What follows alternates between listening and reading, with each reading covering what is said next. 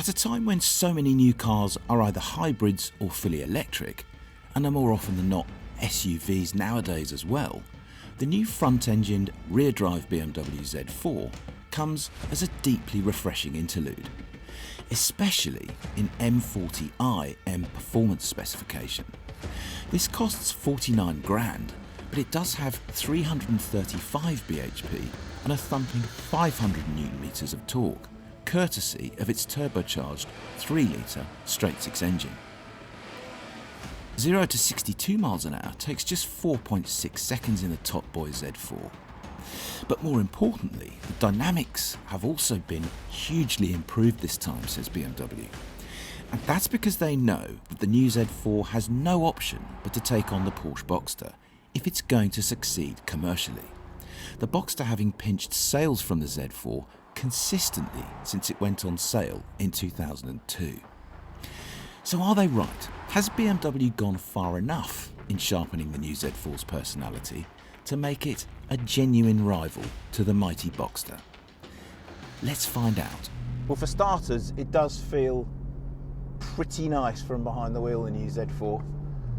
You don't sit just as far back as you did in the old one, so you don't have that sense that you're sitting right out over the back axle, but you're in no doubt that this is a proper, slightly old school, front-engined, rear-wheel drive sports car from behind the wheel. What greets you here is pretty tasty as well.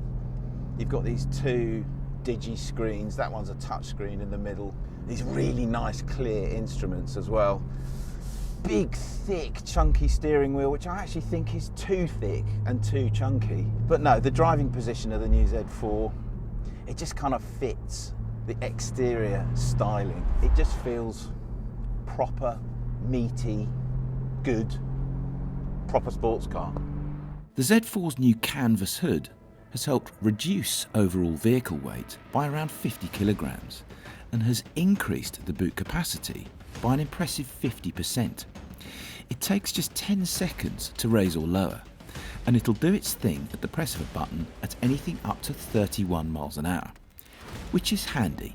BMW makes quite a lot of noise about the noise that the Z4 makes, and I'm not surprised because, well, see for yourself, it does sound pretty good.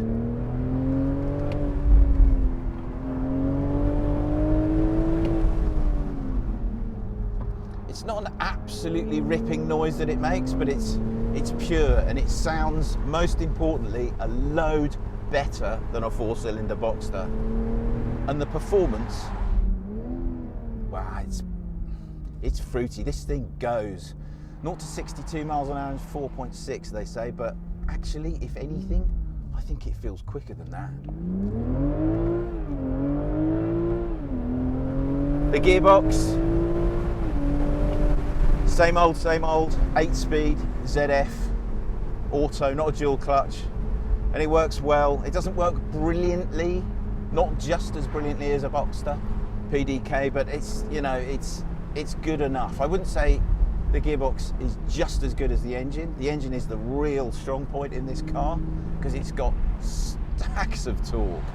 It goes well at the top end too, and it's properly quick, the Z4.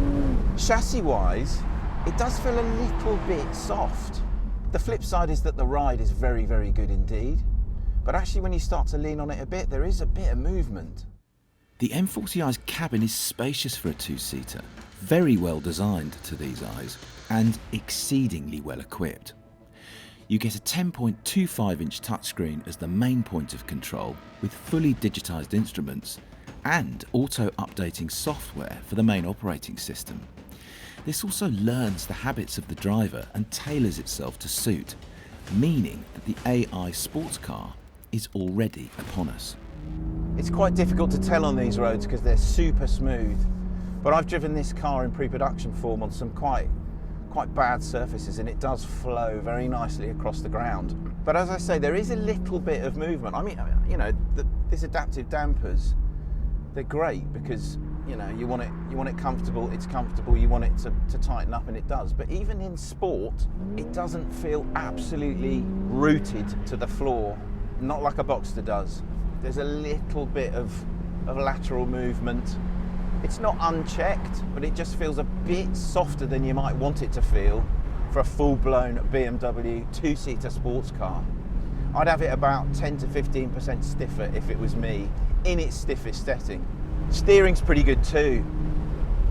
I mean, it's an electric system, as they all are nowadays, but there is precision. There's not massive amounts of feel that comes back at you through the rim, but it's very precise, quite quickly geared, so that you can absolutely put the front end where you want it to, pretty much through any corner. But driving the Z4 fundamentally is all about the performance, and it does go very well indeed. As you can see, I've got the hood down, I'm doing 60 miles an hour now. I'm not really having to raise my voice, so the wind management inside here is very good. And the boot, because you've got this new canvas roof this time, the boot is quite a bit bigger than the old Z4's, hood up or down. It doesn't make any difference if you've got the hood down, the boot space stays exactly the same. That's a big step forwards for the new Z4. Stops pretty well too. There's a little bit of slightly soft travel to the pedal, but once you've leant on it properly, it does stop well. And that's for several reasons. Obviously the brakes themselves are very good, but this new Z4 is about 50 kilograms lighter than the old Z4. And when you take weight out of a car, slowing it down just becomes easier, and everything it does just becomes better and sharper and more enjoyable. And that is the Z4 in a nutshell. It kind of takes where the old Z4 was and improves on it in every single direction. I can't actually find many things I don't like about it. I'm not absolutely convinced about the styling. I think it's a little bit fussy, especially in profile, but it does look more aggressive than the old car, and it is, without question, better to drive than the old car. You can't really ask for much more than that. So the $64,000 question for the new Z4 is, does it square up to the Boxster or not? Or is the Porsche ultimately still the default choice in this particular class? In many ways the answer is yes, but in some respects it's a no. For pure chassis feel and therefore overall dynamic clarity, the Boxster is still king. But the Z4's engine is unquestionably the more appealing. Its cabin is extremely well equipped and more technically advanced, and in isolation it's still a very entertaining thing to drive. Like I say, it's complex, and deciding which is best between those two is probably now down to personal taste rather than a clear and obvious road testing decision, which represents a very big step forwards for the Z4. Click on the video windows to watch first drives of the Z4 prototype or the latest Porsche Boxster. Click on the play icon to watch our latest video or on our logo to subscribe.